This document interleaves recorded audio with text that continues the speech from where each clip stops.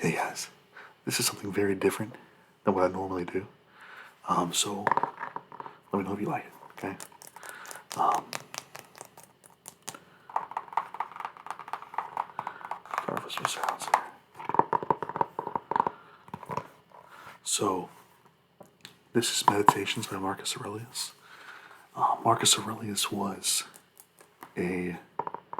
emperor in Rome in the 2nd century AD,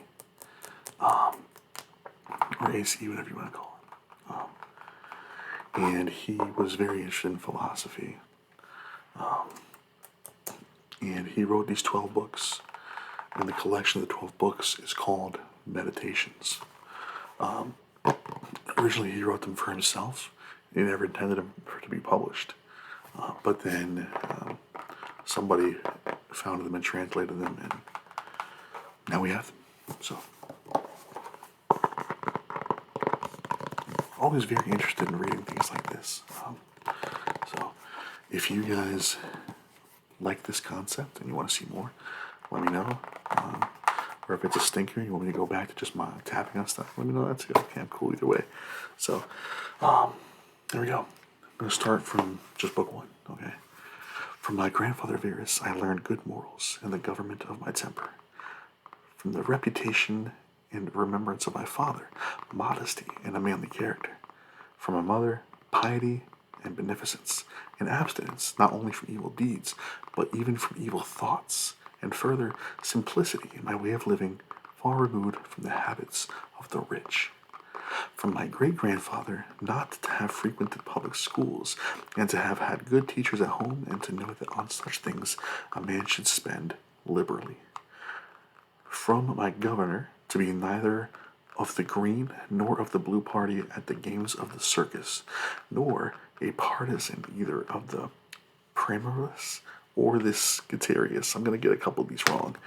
At the gladiators' fights, from him too I learned endurance of labor, and to want little, and to work with my own hands, and not to meddle with other people's affairs, and not to be ready to listen to slander. From Diogneus, not to busy myself about trifling things, and not to give credit to what was said by miracle workers and jugglers about incantations and the driving away of demons and such things, and not to breed quails for fighting, nor to give myself up passionately to such things, and to endure freedom of speech, and to have become intimate with philosophy, and to have been a hearer first of Bacchius, then of Tanasis and Marcianus, and to have written dialogues in my youth, and to have desired a plank, bed, and skin, and whatever else the kind belongs to the Grecian discipline. From Rusticus I received the impression that my character required improvement and discipline, and from him I learned not to be led astray to sophistic emulation, nor to writing on speculative matters, nor to delivering little hortatory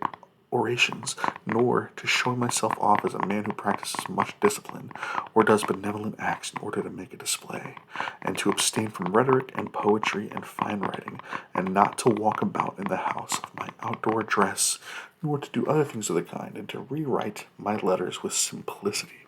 like the letter which Rusticus wrote from Sinuessa to my mother, with respect to those who have offended me by words or done me wrong, to be easily disposed to the pacified and reconciled. As soon as they have shown a readiness to be reconciled, and to read carefully, and not to be satisfied with a superficial understanding of a book, nor hastily to give to my assent to those who talk overmuch. And I am indebted to him for being acquainted with the discourses of Epictetus, which he communicated to me out of his own collection. From Apollonius I learned freedom of will, an undeviating steadiness of purpose, and to look to nothing else, not even for a moment, except to reason, and to be always the same in sharp pains on the occasion of the loss of a child, and in long illness, and to see clearly in a living example that the same man can be both most resolute and yielding, and not peevish in giving his instruction, and to have had before my eyes a man who clearly considered his experience and his skill in expounding philosophical principles as the smallest of his merits, and from him I learned how to receive from friends that are esteemed favors, without being either humbled by them or letting them pass unnoticed. From Sextus, a benevolent disposition and the example of a family governed in a fatherly manner, the idea of living comfortably to nature and gravity without affection, and to look carefully after the interests of friends, and to tolerate ignorant persons, and those who form opinions without consideration. He had the power of readily accommodating himself to all, so that intercourse with him was more agreeable than any flattery, and at the same time he was most highly venerated by those who associated with him, and he had the faculty both of discovering and ordering, in an intelligent and methodical way, the principles necessary for life, and he never showed anger or any other passion, but was entirely free from passion, and also most affectionate, and he could express approbation without noisy display, and he possessed such knowledge without ostentation. From Alexander the grammarian, to refrain from fault finding, and not in a reproachful way to chide those who uttered any barbarous or solecistic or strange sounding expression, but dexterously to introduce the very expression which ought to have been used in the way of answer or giving confirmation or joining an inquiry about the thing itself, not about the word or by some other fit suggestion. From Fronto, I learned to observe what envy and duplicity and hypocrisy are in a tyrant, and that generally those among us who are called patricians, or rather deficient in paternal affection.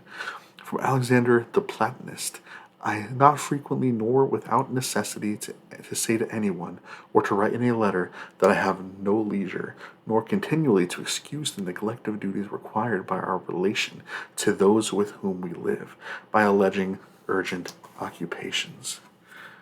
From Catullus, not to be indifferent when a friend finds fault, even if he should find fault without reason,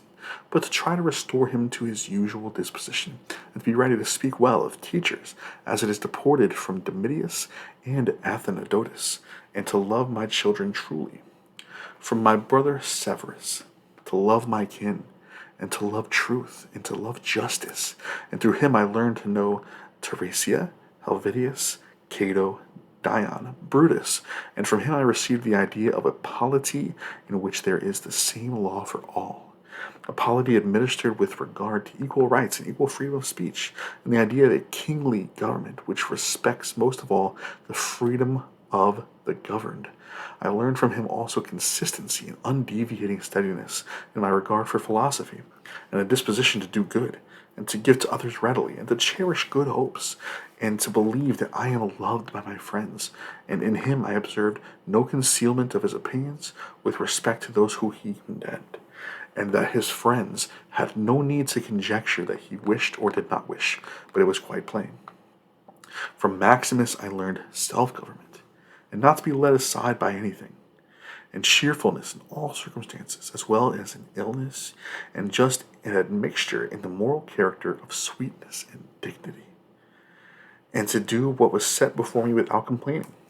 I observed that everybody believed that he thought as he spoke, and that in all he had did he never in any bad intention, and never showed amazement and surprise, and was never in a hurry, and never put off doing a thing, nor was perplexed, nor dejected, nor did he ever laugh to disguise his vexation, nor on the other hand was he ever passionate or suspicious. He was accustomed to do acts of beneficence, and was ready to forgive, and was free from all falsehood, and he presented the appearance of a man who could not be diverted from right, rather than of a man who had been improved. I observed too that no man could ever think that he was destined by Maximus, or ever venture to think himself a better man. He had also the art of being humorous in an agreeable way. In my father I observed mildness of temper,